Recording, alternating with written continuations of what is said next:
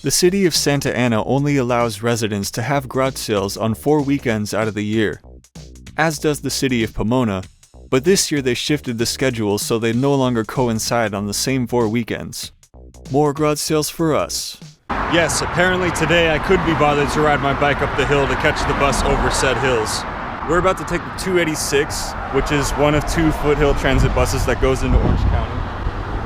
And one of the important points I forgot to mention in the topography video is LA Metro has a bus that goes from LA to Disneyland in the center of Anaheim. Riverside has a bus that goes from San Bernardino through Riverside, express service basically to Disneyland. But Foothill Transit just drops you off past the county line. There's like a missed opportunity for a bus to be a lot more useful here. Also worth pointing out that OCTA used to run Commuter Express from Pomona into Orange County with a whopping 2 trips per day in each direction, weekdays only. We're going to take the 286 to Brea Mall, and then we're going to hop on the 57 down to Santa Ana. And that will get us to some garage sale in action.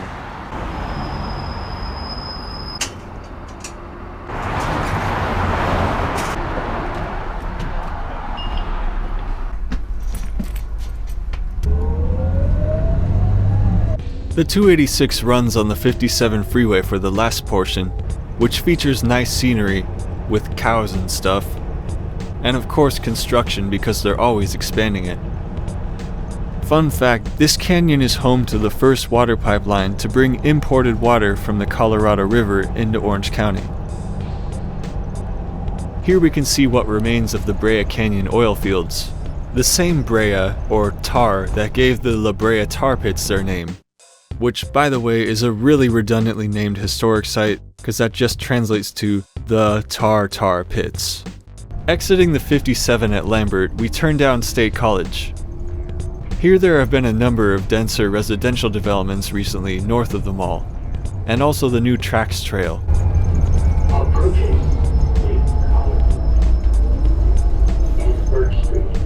I don't know why they would put such a nice bus shelter for a stop that's just 700 feet away from the terminus.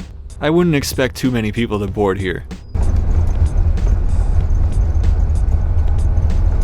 Foothill Transit has a separate bus platform from OCTA, which includes a layover parking spot for the one route that terminates here, whereas OCTA's buses have to park across State College to layover. I think this really says something about how functional the Brea Mall is compared to Puente Hills, because there aren't massive empty parking lots the buses can park in. Oh my gosh, is that my bus or is it deadheading? I hope the latter. I don't think you would really expect them to do a 2-hour bus drive and then immediately pick up people and go do it again. They deserve a break. So there we can see Foothills chilling out at their own platform. OCTA's over on the other side of the street. Foothill used to lay over there before they added the extension of the platform, and the first time I rode it I was really confused because I thought you boarded at the layover facility, and I put my bike on the bus and the guy just drove off without me. I was so frightened. I ran across the street, but I made it on. Here it's a lot less confusing.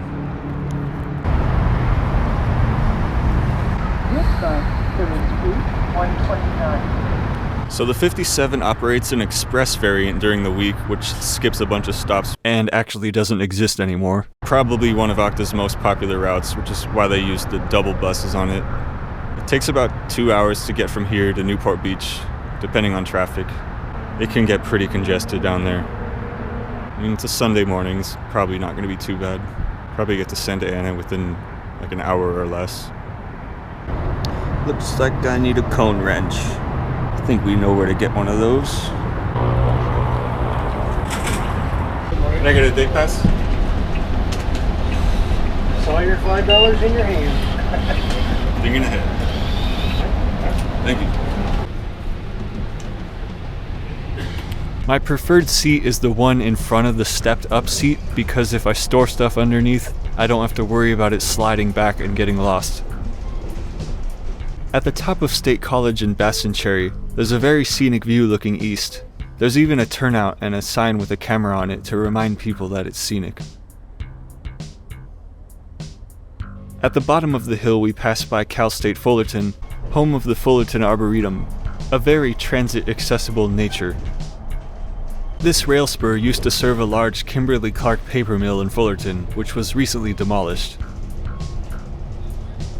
Continuing south past the 91, we make our way into Anaheim. What's with these new strip malls that look like they're 2 stories tall but are really 1 story? I don't get it. State College is also home to Anaheim's famous Tile Row.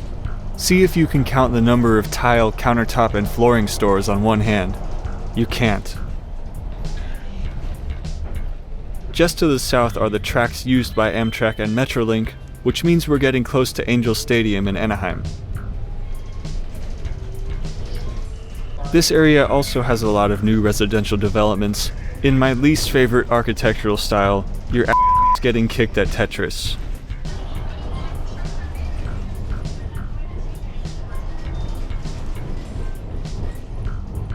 Just south of the stadium is another heavily trafficked area. Within the city limits of Orange, we have a mall, a jail, a hospital, an animal shelter, a hotel, within less than a square mile of each other. This is all right next to the famous Orange Crush freeway interchange of the 5, the 57, and the 22. More important to our journey, we cross the bridge of the Santa Ana River and disembark right after Memory Lane on Bristol. I don't know why, but OCTA's bike racks are so much lighter than Foothill's. Maybe they're aluminum or maybe they're counterbalanced somehow. We're gonna head over to some broad sailing. And right out the gate, it looks like we got one right here. Guess they were done for the day, but also hashtag ride fines. This looks like a terrible street to try to cross. I'm not one of those garage sailing YouTubers that physically shows which houses I was at. I think that's creepy. But the one I was just at, they had one of those soap dispensers from inside of an actual public bathroom. I was so tempted. You know, the ones with that amazingly good pink soap, not that foamy stuff they use nowadays. This park celebrates some militant history. I wonder how the people in that neighborhood feel having a cannon pointing at them all the time. I especially like the big gaping hole in the ground that can double as an amphitheater. And the log cabin theme. Pretty Knott's Berry Farm. We make our way into the historic Floral Park neighborhood, where most of my garage sailing took place today. This is one of the neighborhoods that's notorious for opposing the completion of the Santiago Creek bike trail, which from a cycling perspective is tragic because those 2 trails look like they need to connect to each other. I hear most of the complaints have to do with creep factor and the fact that they might have to annex people's backyards to complete the trail, which is like a literal NIMBY case. I hope I'm not on a hit list for signing the petition for that trail. This neighborhood also reminds me of Lincoln Park neighborhood in Pomona. Same historic age and also very good garage sailing during their citywide garage sale, which is also only 4 times a year.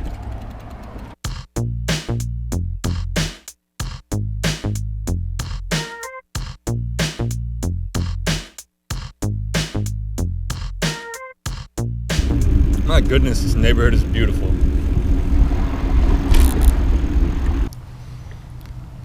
Score.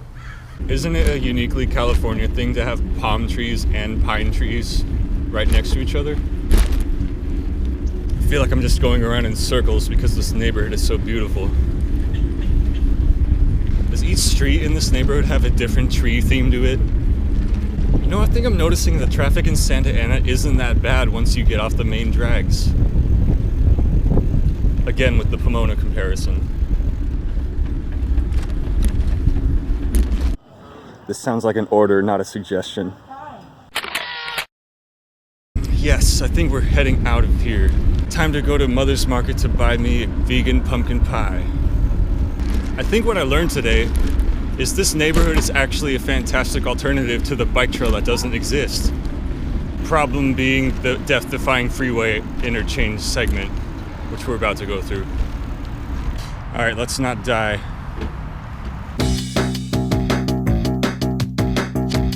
Straight ahead on the left is OCTA's headquarters, just past the border of Orange.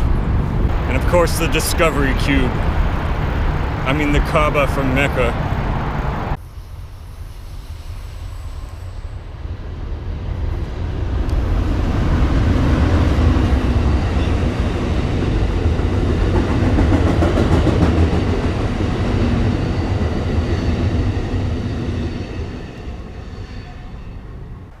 So, as far as garage sailing went, of course we got the free grapefruit and the free tostadas, but to go with those tostadas, there was a garage sale that had homegrown avocados, presumably, for 50 cents each.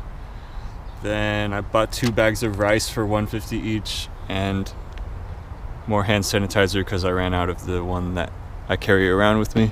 Wait, what? This one's used? Rip off. No, they're 50 cents each.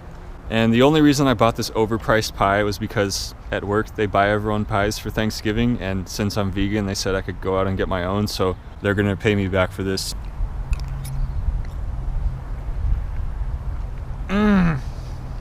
It's so good, but it's so cold. I don't know how that's possible because it wasn't even a refrigerated display. Ain't nobody got time for that.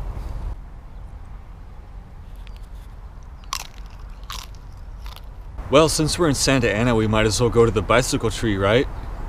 Except that's gonna require another death-defying freeway crossing sequence. Let's do it anyway. Oh yeah, I think I forgot to mention the free files from the garage sailing. Oh yeah, I have to duck under this bridge.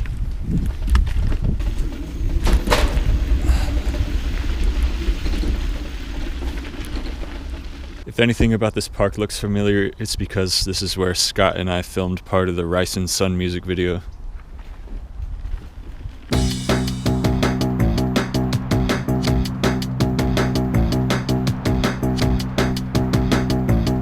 "17th Street isn't the best for biking for obvious reasons. If only there was a bike trail that went this direction."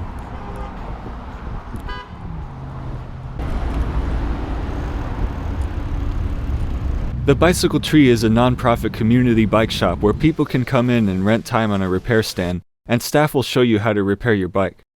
They also stock a good amount of used parts. Wait, was that the exact same quote from when I visited the bike oven? Well, mission accomplished. Now to sit on a bus and sleep.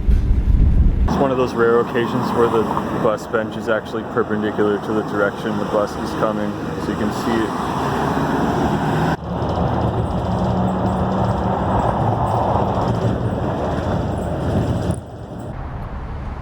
It's always a good day when your 57 arrives within 10 minutes of the once hourly 286.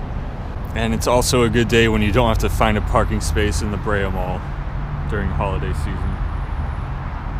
Yeah!